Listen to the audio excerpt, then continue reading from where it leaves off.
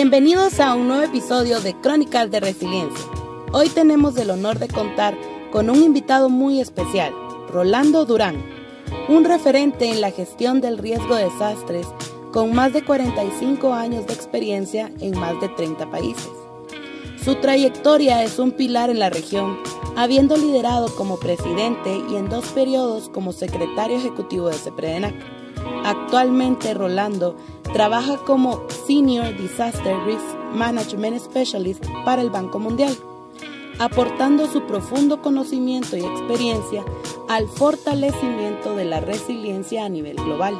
Nos acompaña para compartir su visión en el viaje que ha tenido el CEPREDENAC, que sin duda enriquecerá nuestra comprensión sobre la historia del Centro de Coordinación para la Prevención de los Desastres en América Central y República Dominicana. Sean bienvenidos a este nuevo episodio. Muy buenos días, muchas gracias por habernos brindado este espacio. Nosotros estamos haciendo una serie de documentales cortos que se llama Crónicas de Resiliencia y queremos pedirle que usted nos comparta con nosotros hoy ese trayecto del CEPREDENAC, aprovechando que el día 31 cumple 37 años. Por lo que antes de iniciar, Wow. sí, ya toda una vida, ya es muy adulto el CEPREDENAC. Sí, qué bueno. Por lo que antes de iniciar quisiera que nos pudiera compartir su nombre completo, el cargo que usted desempeña actualmente en la institución y la institución en la que está, y cuál es su vínculo con el CEPREDENAC. Muy bien, mi nombre es Luis Rolando Durán Vargas. Soy especialista senior en gestión de riesgo en el Banco Mundial.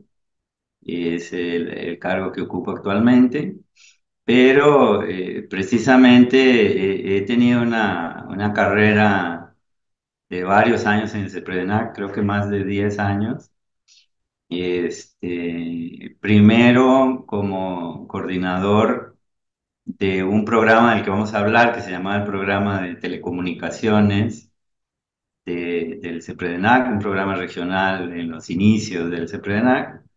Luego fui presidente durante 3 periodos, en un tiempo en que la presidencia no era rotativa, sino que era una elección. Y después fui también durante 2 periodos secretario ejecutivo y un corto periodo inicial de secretario ejecutivo interino en un proceso de cambio que tuvimos. Así que después de eso también he tenido mucha interacción con el CEPREDENAC a lo largo de los años, pero ya más bien desde la otra acera, no como funcionario o como participante directo de la entidad, sino a través de consultorías o programas de apoyo como ahora. Muchísimas gracias. Para nuestra primera pregunta, quisiera que pudiera compartir con nuestra audiencia cuándo fue creado el CEPREDENAC y cuál era el contexto que se encontraba en la región en ese momento que motivó la creación de este importante organismo. Muy bien, buenísimo. Para hablar del CEPREDENAC hay que hablar de 2 grandes periodos. Bueno, el más grande es el actual, pero digamos son grandes porque fueron muy importantes en la historia. Hay un primer CEPREDENAC que es una organización, una asociación informal de instituciones técnicas centroamericanas que decidieron juntarse para coordinar sobre un tema que pues era un tema muy incipiente en la región centroamericana en el año 1987. En ese momento pues, había un grupo de profesionales que estaban haciendo sus posgrados en Suecia, específicamente en la Universidad de Uppsala, y trabajaban sobre todo en temas de sismología. Entonces, siendo una región que había sufrido en ese momento, estamos hablando del 87, había sucedido el gran terremoto de México del 85, el terremoto de El Salvador del 86, y entonces la memoria de los temas sísmicos y de la necesidad de entender esa dimensión de la naturaleza y de la historia del entorno de nuestra región era muy importante. Este grupo, liderado por un panameño que se llamaba Aristóteles Vergara, muy importante tener ese nombre porque realmente Aristóteles es la persona que siembra la primera semilla de lo que terminó siendo este Sepredena que conocemos hoy. Pero en esa primera configuración, ellos dicen, bueno, juntémonos quienes estén trabajando en sismología en la región. Hicieron una propuesta a la cooperación sueca aceptó financiar algunas cosas que más que todo con lo que tenía que ver era con reforzar la capacidad de los países centroamericanos de monitorear y entender las amenazas naturales. Hay que ponernos de nuevo en esa época, 1987, 1988, que es cuando se hace el primer acuerdo interinstitucional. Es la época en donde Centroamérica todavía estaba consumida por la guerra, en donde había habido una gran destrucción de las capacidades que existían en la región, había países que se habían rezagado muchísimo en el desarrollo de sus capacidades profesionales, académicas, científicas y demás. Entonces, esta primera intención fue elevar la capacidad de los países de poder manejar este tipo de información.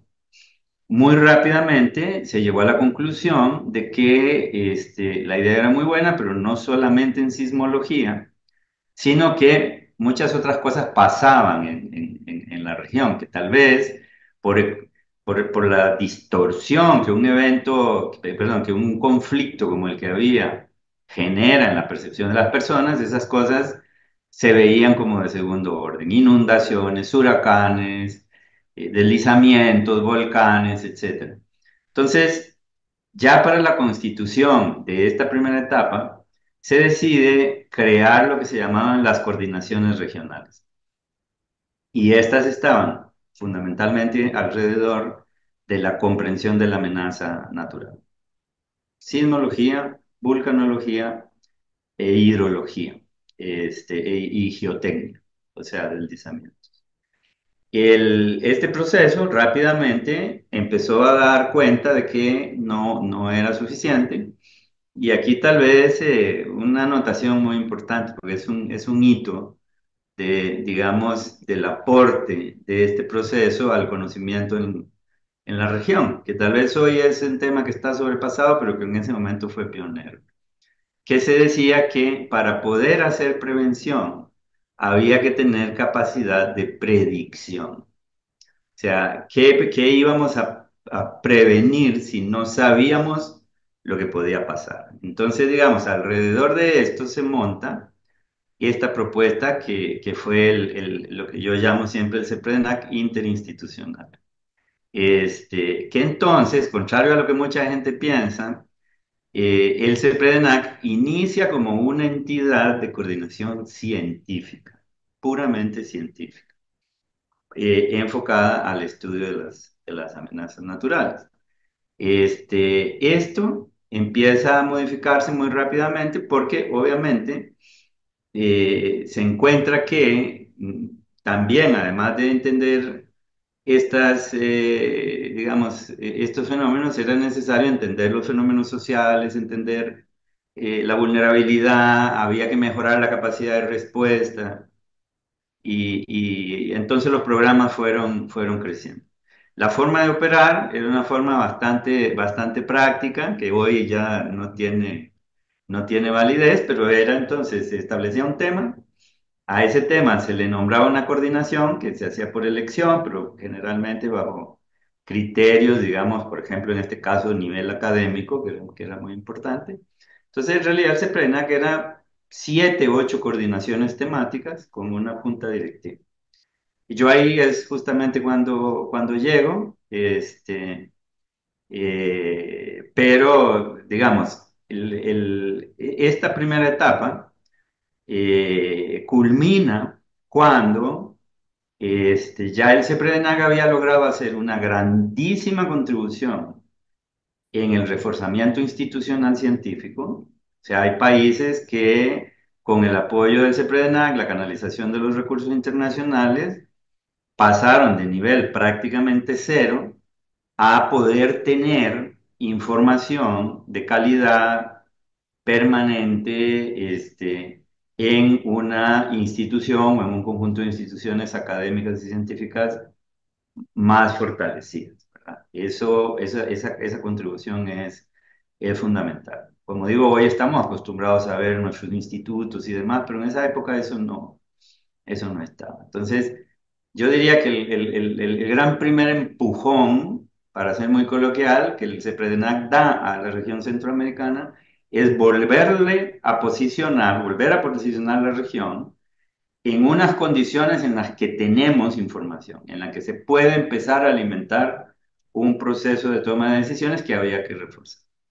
Ahí viene la segunda gran etapa. Entonces, se llega a la conclusión de que el CEPREDENAC no podía seguir operando como estaba operando. Los fondos suecos, noruegos y daneses, son los que fundaron, digamos, todo este proceso, estaban por acabarse y entonces era necesario que hubiese una transferencia de esa responsabilidad a los gobiernos. Ya para esta época había entrado un hito también muy importante en la historia del CEPREDENAC, o sea, indivisible en la historia del CEPREDENAC, que son los acuerdos de Esquipulas II, que le dan pie a la renovación de la coordinación política centroamericana, pero también a muchísimo aire a las instituciones que la región tenía muchos años de haber creado. Aquí es importante decir que, de hecho, CEPREDENAC es una de las instituciones que se creó antes del SICA. Cuando el SICA llega, ya el CRRH, el INCAP, CEPREDENAC estaban ahí. Pero con esta nueva agenda, una agenda que entonces ya no se centraba en terminar con las guerras, sino que ahora era cómo podemos coordinar para tener una región más desarrollada, más capaz. Entonces, estas entidades encontraron un espacio muy bueno para poder desarrollar un tipo de actividad de más impacto. Ahí, entonces, aquí acabo, sé que es muy larga el recuento, pero entonces se promueve en los países la ley de creación del CEPREDENAC, que es bien importante decirlo. El CEPREDENAC es creado por 7 leyes nacionales.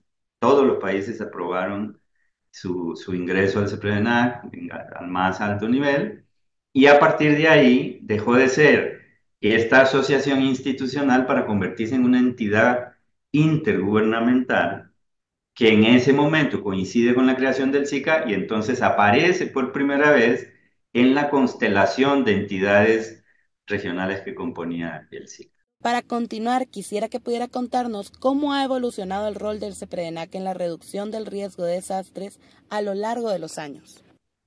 Sí, muy bien. CEPREDENAC ha tenido un papel fundamental en cómo los países han venido desarrollando sus agendas de gestión de riesgo.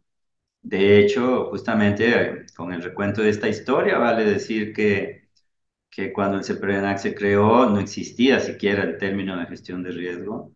Riesgo no era una palabra común tampoco. Se hablaba más de la gestión de los desastres, se hablaba más de administración de desastres, se hablaba más de prevención desde la perspectiva fisicalista, orientada sobre todo a las amenazas naturales. La primera gran contribución, la que conté hace un rato, o sea, el CEPREDENAC impulsa a los países y logra generar un primer estado de homologación, digamos, en donde antes teníamos países que tenían, por sus circunstancias históricas, avances grandísimos en comparación con países que básicamente no tenían capacidad ni siquiera de hacer una predicción meteorológica en ese momento. Entonces, se logra una homologación que además no es haciendo que el que está alto baje, sino que los que están bajos suban, y bajo un principio que yo creo que es de lo mejor que se ha logrado consolidar, y es el de la cooperación regional. Yo creo que Centroamérica ha demostrado que aún en los momentos más difíciles, en las situaciones conflictivas más difíciles que han habido en esta región, la institucionalidad regional siempre ha funcionado, siempre. No solamente en estos tiempos de guerra, que es justo donde nacen estas iniciativas, vea usted qué contradictorio podría decir uno, como bueno, a ocuparse en eso, pero no, había este interés de poder pensar en esas otras condiciones que eran urgentes de resolver para la población. Pero que además entonces, en este proceso donde intervienen, por supuesto, el CEPREDENAC es una entidad que coordina, en donde intervienen muchos otros actores también, pero siendo el CEPREDENAC el responsable de la coordinación intergubernamental, es la entrada entonces de la agenda de la gestión del riesgo. Hay, hay un, hay un cambio, hay un cambio muy práctico, que no es un cambio teórico. Y aquí esto es quizá también otra de las contribuciones más importantes. Con todas las limitaciones que cualquier persona pueda decir hoy, que nos puedan decir el índice tal no se ha alcanzado o qué sé yo, pero lo que es absolutamente innegable es la diferencia que hay entre el día que se creó el CEPRENAC y hoy. O sea, es imposible no ver esa gran contribución. CEPRENAC fue una de las primeras instituciones, ya en medio de la transición, todavía era interinstitucional, que trabaja sobre la gestión local del riesgo, por ejemplo.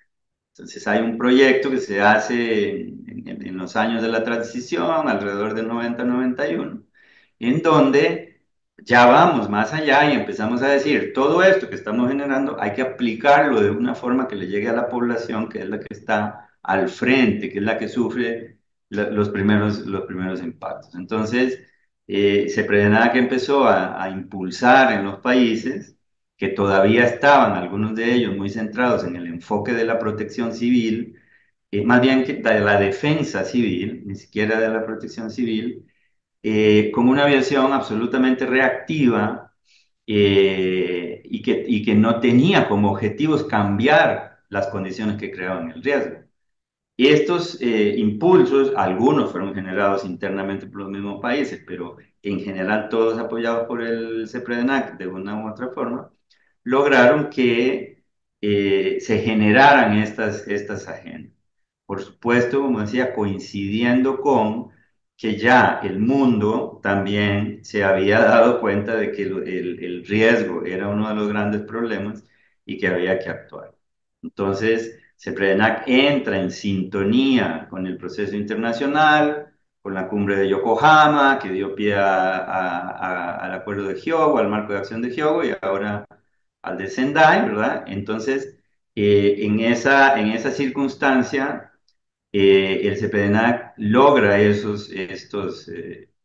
digamos, estos impactos. La generación por ejemplo, CEPRENAC influyó en varios de los marcos normativos, no en todos, pero en varios, que actualizaron la forma como los países se organizan y en general ha contribuido de diferentes formas con la gestión del riesgo a lo largo de sus diferentes expresiones. ¿Cuáles cree que han sido algunos de los logros más destacados del CEPREDENAC en colaboración con los países de la región? Yo creo yo hablo un poco por haber sido un miembro del CEPREDENAC hace mucho tiempo, así que de las más recientes vas a tener más criterio, pero digamos, de esa diferencia que tener una institución como el CEPREDENAC en la región hizo, porque si uno se pregunta, bueno, ¿qué pasa si no hubiese creado el CEPREDENAC? ¿Qué pasa si no hubiese habido todo eso? ¿Qué era lo que había? ¿Qué era? Una de las grandes contribuciones, de los grandes impulsos que tuvo la región fue que todos los países de la región tuviesen una institucionalidad de gestión del riesgo civil en una época como la que estamos hablando, en donde toda la corriente que imperaba era la defensa civil, inspirada por lo que había pasado en Europa, etcétera, y por lo tanto adentro de las Fuerzas Armadas, era un modelo que ya no respondía a las necesidades de la región. Y el CEPREDENAC, ese CEPREDENAC interinstitucional, esa combinación de personas que venían de la ciencia, que venían de la ciencia social o la sismología o de la protección civil misma. Esa combinación y ese impulso fue fundamental para que se hiciera la transición en la agenda y en la estructura institucional. Quiero de nuevo ser muy claro de que esto no significa que es el CEPRENA quien ha hecho esos cambios. Cada país ha tenido sus propios procesos, pero el CEPRENAC ha tenido un rol fundamental en ese cambio. Una de las cosas que yo, siendo presidente y después secretario del CEPRENAC, pude observar fue que en contextos de tantísimo cambio político como los que tenía la región centroamericana, los acuerdos regionales, los que se hacían en las estructuras de lo que después fue el SICA, siempre continuaban, siempre tenían sostenibilidad. No pasaba eso de que entraba un gobierno y decía borrón y cuenta nueva y ahora empezamos de nuevo. Cuando teníamos esos acuerdos que se habían alcanzado de forma regional, siempre en general se logró tener una continuidad, que también yo pienso que eso es un logro importantísimo, que es el de generar una agenda regional que va más allá de la suma de los países. Este fue un concepto que tomó tiempo de entender. Por ejemplo, cuando llegó el huracán Mitch, que es quizá el primer fenómeno, que incluso cuando ves la imagen del Mitch, es imposible no darse cuenta que es un fenómeno regional. Todos los países están cubiertos por aquella gigantesca masa nubosa. Ya antes de eso, en la región se había entendido las ventajas y las necesidades de actuar en conjunto y que la agenda regional no sustituía a la nacional y viceversa, sino que era una sinergia que se estaba creando y que además es una forma histórica que tienen los países centroamericanos de, de- de- de trabajar, de vivir como entidades regionales. También me parece que es muy importante todo lo que el CEPRENA contribuyó en el desarrollo de capacidades profesionales, en la masa crítica, a través de capacitaciones, de educación, de intercambio. El intercambio, de hecho, fue uno de los programas iniciales del CEPRENA que se mantuvo siempre. Fue vamos a ver lo que están haciendo, traigamos la experiencia del país A al país B, aquí les fue bien, aquí les fue mal, y vayamos empujando en conjunto, creando, desarrollando capacidades técnicas. Esa contribución es una enorme contribución, valga la redundancia, a la forma como Centroamérica gestiona el riesgo. Y por último, quisiera que nos pudiera compartir de qué manera ha contribuido CEPREDENAC a fortalecer la cooperación regional para la prevención y respuesta ante desastres. Muy bien, creo que esa es la pregunta esencial de la existencial casi, porque el contexto va cambiando y la institucionalidad tiene que ir cambiando con él, ajustándose, adaptándose. Y yo creo que ese desafío es el desafío permanente del CEPRENAC y en general de las entidades regionales, y que yo creo que le ha ido bien. Han habido altibajos, ha habido de todo, como cualquier institución o incluso persona o empresa, en donde a veces incluso toma tiempo adaptarse a los cambios. Y yo creo que el desafío mayor es ese, bueno, alcanzamos la etapa uno y ahora entonces, ¿cómo hacemos para entrar a una etapa 2? Porque incluso uno tiende a sentirse bien en lo que ya sabe hacer bien, pero sobre todo en una institucionalidad regional, en donde lo que estás haciendo es una contribución complementaria, es vital no quedarse ahí. Hay que leer el contexto, hay que entender cómo cambian los países, las autoridades y sus instituciones y ajustarse a eso. Y ajustarse, yo diría, en dos niveles. Uno, para lo que vamos a hacer, para lo que esa entidad regional va a hacer, para lo que va a ser su nueva agenda. Es una agenda que siempre tiene que estar cambiando. Pero lo otro es para lo que vamos a contribuir, porque el cambio no se da de por sí, el cambio se da porque hay fuerzas que actúan. Entonces, yo creo que ahí también otro de los desafíos es siempre saber a dónde y cuándo y cómo nuestra contribución tiene más impacto. O sea, teniendo claro cuál es el objetivo, teniendo claro qué es lo que el ambiente da, por ejemplo, una de las cosas que quizá más ha cambiado en toda la historia del CEPRENAC es la misma cooperación internacional. La forma como se cooperaba en los años 80 no tiene nada que ver a la forma como se coopera en estos años, el Acuerdo de París, lo que pasaba antes del Acuerdo de París, lo que los donantes o las entidades financieras están tratando de hacer o no. Todo ese diálogo es un diálogo en el que yo creo que es importante el CEPRENAC de entenderse a sí mismo y sobre todo de hacer una lectura de las oportunidades. Yo creo que hoy no tengo la menor duda de que la gestión del riesgo ha avanzado muchísimo en el mundo y en la región. Ninguna duda tengo. Lo que sí es claro es que no ha avanzado lo suficiente para detener, y además no creo que lo logre al 100%, el ritmo de crecimiento del riesgo, que eso tiene que ver con otros factores sociales, medios de producción, etcétera. Pero han habido grandísimos avances. Por ejemplo, el foro último del CEPREDENAC, en donde estaban actores de desarrollo que generalmente no participaban en esto, muestran precisamente dos cosas. Este cambio del contexto, pero también la adaptación institucional para decir, entiendo este cambio y me muevo para acá, ahora estoy aquí.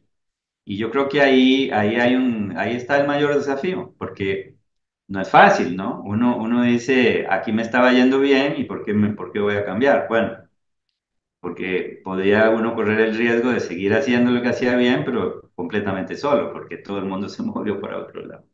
Entonces, ese creo yo que sería el desafío mayor.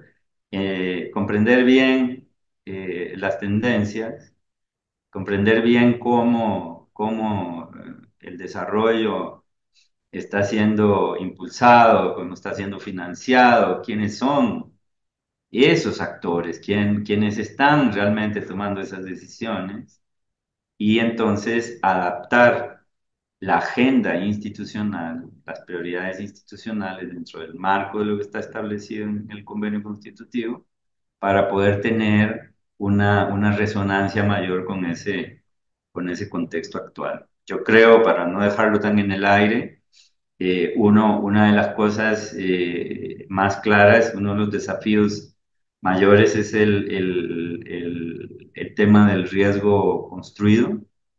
Han habido muchos avances en intervenir sobre el riesgo futuro, como por ejemplo medidas de inversión pública, medidas de reducción de riesgo en las inversiones, pero todo eso es en el futuro, eso es en lo que se va a construir.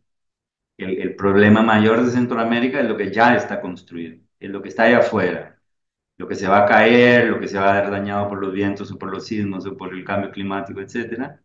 Entonces, ya hoy no es como antes, que todo era un tema general sumamente amplio. Hay cosas en las que se ha avanzado y que ya de una u otra manera hacen parte de la vida cotidiana del desarrollo o de la gestión, por ejemplo, sistemas de alerta temprana, la respuesta. No digo que no requieran de fortalecimiento, siempre requieren de fortalecimiento, pero que ya está consolidada la comprensión, está claro quién lo aborda, etcétera. Pero esto otro, es solo para dar un ejemplo, que yo creo que representa uno de los desafíos gigantescos. ¿Qué es lo que hacemos con eso? Que ese riesgo que ya está, ese riesgo sobre el cual intervenir es muchísimo más caro y que es el que representa todos los días lo que hemos llamado en estos últimos meses el pasivo contingente, o sea, la gran deuda que va a haber que pagar o que hay que pagar cada año cuando tenemos huracanes y deslizamientos e inundaciones, ¿no? ¿Cómo hacemos para romper ese círculo vicioso de el riesgo que está construido? Ese es uno de los grandes desafíos, que probablemente implicará y tendrá como una cascada la necesidad también de actualizar las estructuras normativas e institucionales de los países. Así concluimos este episodio de Crónicas de Resiliencia, en el que tuvimos el privilegio de escuchar la experiencia y sabiduría de Rolando Durán, un líder con décadas dedicadas a la gestión integral del riesgo de desastres.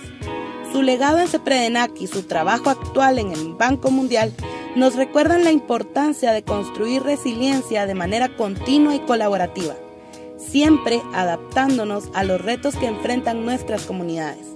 Agradecemos profundamente por el tiempo que él nos dedicó hoy y por las valiosas reflexiones que nos dejó.